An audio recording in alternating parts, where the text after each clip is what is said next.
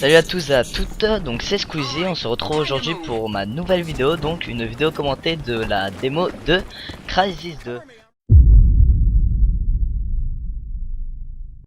Ce que vous venez de voir, ce n'est que le début d'une aventure qui mena un homme loin dans le succès.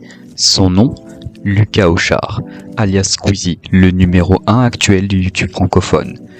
Aujourd'hui, nous allons voir comment le jeune adolescent qui faisait des vidéos Call of dans sa chambre est passé à l'un des plus grands hommes de notre génération, aux projets plus extravagants les uns que les autres. Bonjour à tous, je suis Sagero, et bienvenue dans l'une des aventures les plus grandioses de notre génération.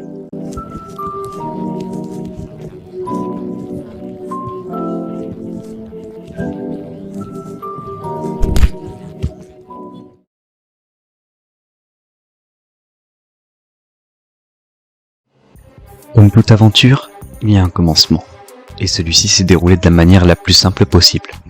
Un adolescent, un ordinateur, des jeux vidéo. On assistait au début du jeune Squeezie le 3 mars 2011. Il commença à peu près comme tous les jeunes à cette époque, du gameplay commenté sur divers jeux. Il commença sur Crysis, puis Call of, en passant par l'incontournable Minecraft, best-seller du monde gaming créé par le développeur Notch. Bref, avec ce jeune homme, on mangeait du gaming tout le temps.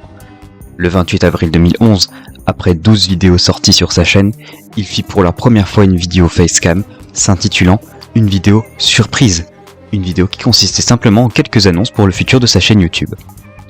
À la suite de cette vidéo, il alternait irrégulièrement entre vidéo gameplay facecam et only gameplay, montrant de plus en plus son visage. Le 12 octobre 2011, soit moins d'un an après sa première vidéo, il ouvre une chaîne secondaire qui s'appela Squeezie NC, Sim signifiant compagnie, inactive depuis le 20 avril 2013 et cumulant au jour où j'écris cette vidéo 190 000 abonnés, où il postait du gaming comportant un total de 87 vidéos à elle seule. Par la suite, sa chaîne commencera à prendre une tournure différente. Le 19 octobre 2011, à l'occasion des 10 000 abonnés sur sa chaîne principale, il se mit à suivre la trend de l'époque et sort une vidéo de type podcast intitulée « Les toilettes ». Durant ces 5 bonnes minutes qui paraissaient longues, le jeune youtubeur alors âgé de 15 ans débattait seul autour de, je vous laisse deviner, ouais, des toilettes. Le tout saupoudré de jeux de mots et blagues qui, à notre époque actuelle, ne ferait plus rire grand monde.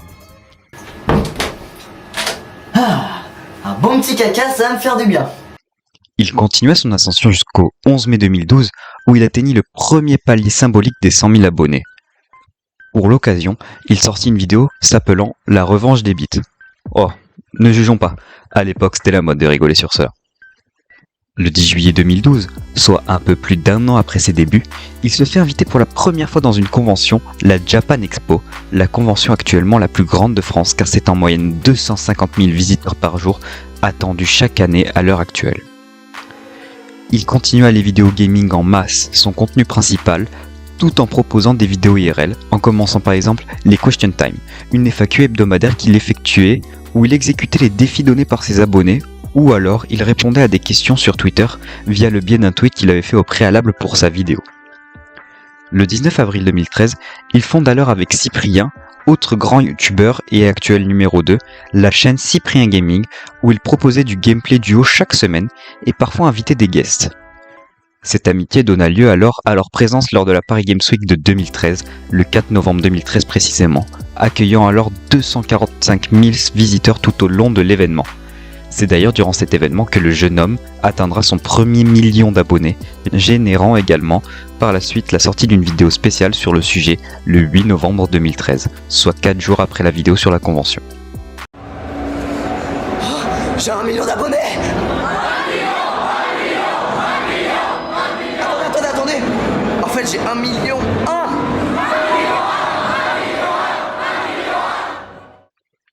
Cette vidéo spéciale pour son million se résuma en un best-of de ses vidéos passées, d'une dizaine de minutes, commémorant les meilleurs moments de sa chaîne à l'époque.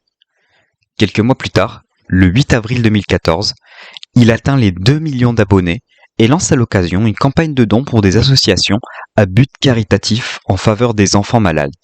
Il ne le savait pas encore, mais ce n'était que le début d'un immense succès et d'une grande aventure sur l'énorme plateforme de Google qu'est YouTube.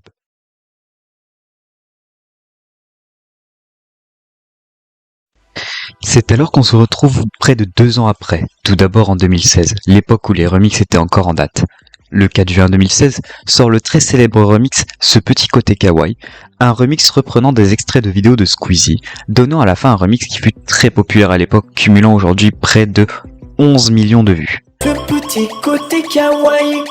Il sortit également par la suite des vidéos sur des fangames, jeux que ses abonnés lui avaient préparés, tels que Unfair Squeezie, un jeu au côté Kaizo. Un jeu Kaizo, c'est un jeu poussant les limites du corps humain, un jeu avec des pièges littéralement partout, en clair, un jeu extrêmement dur.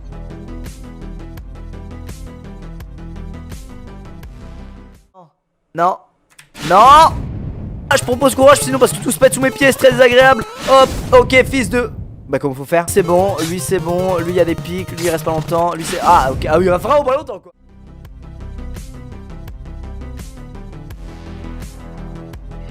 Cette époque, il en passa la plus grande partie dans les jeux d'horreur, où il faisait des let's play de manière récurrente. Le 15 juillet 2016, il sortira une vidéo qui gagna un immense buzz, une vidéo sur le jeu Pokémon Go. Ce fut la sortie du jeu tout juste et notre cher youtubeur, alors âgé de 20 ans, ne perdit pas l'occasion de surfer sur la vague de ce jeu. Et il n'eut en effet pas tort. Ce fut tellement un succès que le 22 juillet 2016, soit seulement une semaine après, il en sortit un deuxième épisode, toujours aussi bien accueilli par les critiques de sa communauté, et il en sortit également un troisième le 1er août 2016, qui conclura ce court let's play sur ce jeu mobile. Le 26 août 2016, il réalise son premier grand partenariat avec Ubisoft, grande société du jeu vidéo français qui présente à l'occasion aux youtubeurs de présenter un nouveau produit, le Nozulus Rift, un projet de la marque qui n'aboutira malheureusement jamais, une vidéo qui fut elle aussi, encore une fois très bien accueillie. Il continuait de surfer sur la vague qu'il avait, proposant des vidéos toutes plus divertissantes les unes que les autres, mention spéciale à son gameplay The Last Guardian qui est incontournable. Le 19 décembre 2016, il sort sa 1000e vidéo, une vidéo avec une symbolique très importante.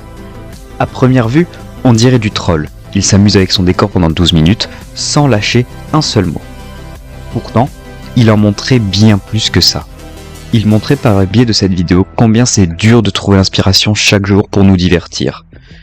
Car oui, trouver une intro, un sujet, des punchlines, des blagues pour pouvoir proposer une vidéo de quelques minutes, c'est compliqué.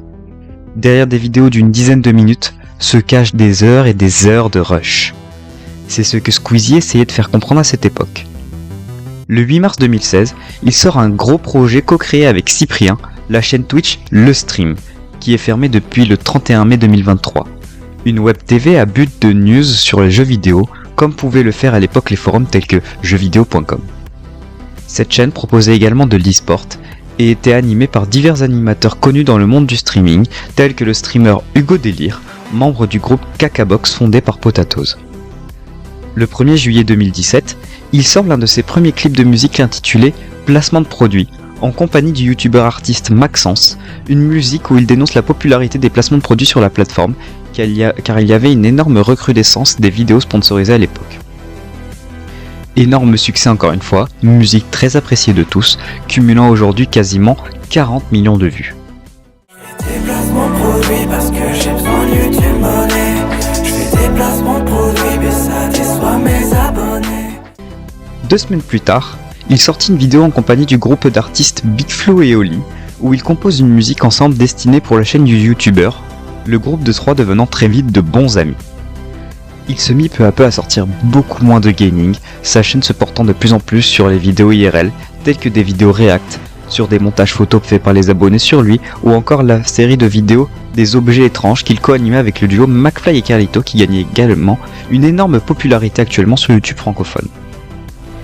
Le 16 novembre 2017, il sortit un livre intitulé Tourne la page, livre interactif créé avec l'aide de son frère Florent Auchard qui réalisa les dessins présents tout au long du livre. Ce livre avait pour but de libérer la créativité de ses abonnés avec de petites activités dedans, mélangeant divers arts plastiques.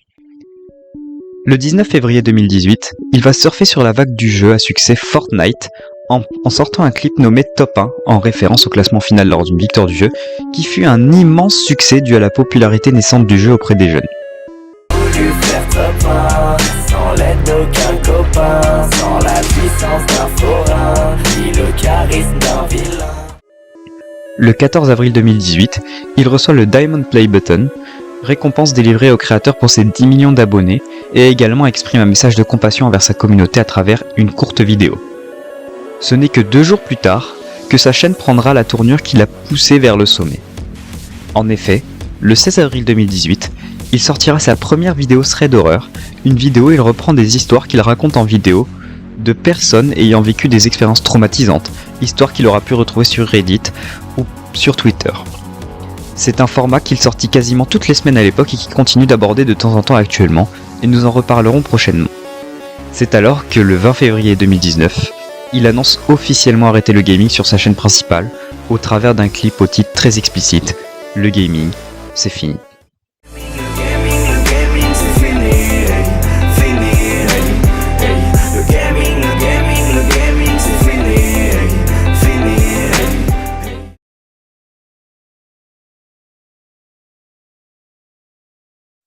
À présent, Squeezie était presque au sommet.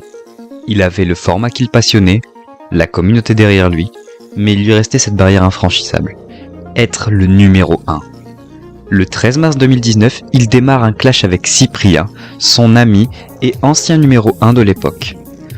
Ce clash avait pour but humoristique, car il était bien évidemment faux, de parodier le clash PewDiePie contre T-Series, les 2 chaînes YouTube se disputant à l'époque la place de numéro 1 mondial sur la plateforme. Le clash entre les 2 youtubeurs francophones s'arrêta au travers d'un clip sur leur chaîne commune, Bigorneau et Coquillage, qui fut le rename de Cyprien Gaming, le 22 mars 2019, soit quelques jours après. Les chiffres, y a jamais eu de vainqueur. T'es le number one dans mon cœur, mon cœur. Qu'importe la place, y a jamais eu de rancœur. T'es le number one dans mon cœur, mon cœur. Durant le confinement, il continua énormément les vidéos thread d'horreur et se prit également de passion pour les travaux manuels et proposa des vidéos dessins, poterie, Lego, et il sortit également sa marque de vêtements, Yoko. Cette marque se basait sur un style asiatique, au design simple mais sobre. Le 8 janvier 2020, il sortit son premier clip, Influenceur, et par le biais de cette musique, annonçait l'arrivée d'un album intitulé Oxys. Dans cette musique, il dénonçait la tendance des influenceurs sur la toile et à quel point les gens pouvaient être facilement influençables. Influenceur.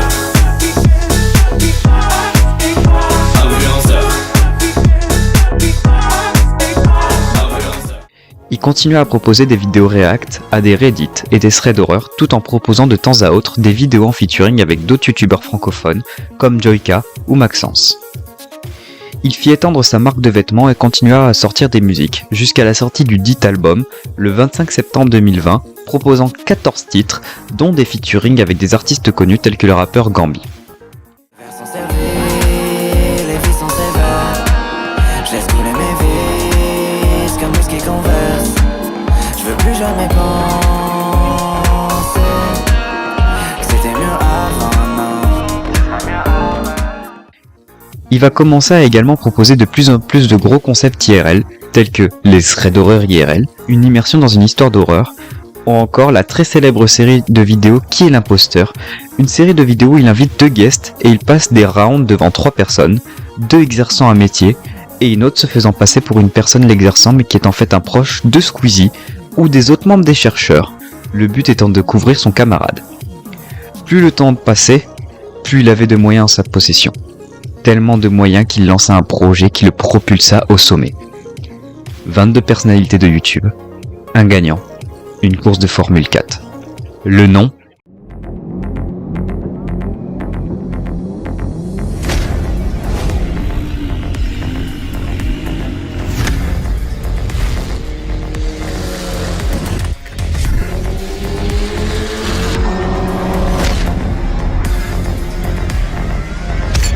Le GP Explorer.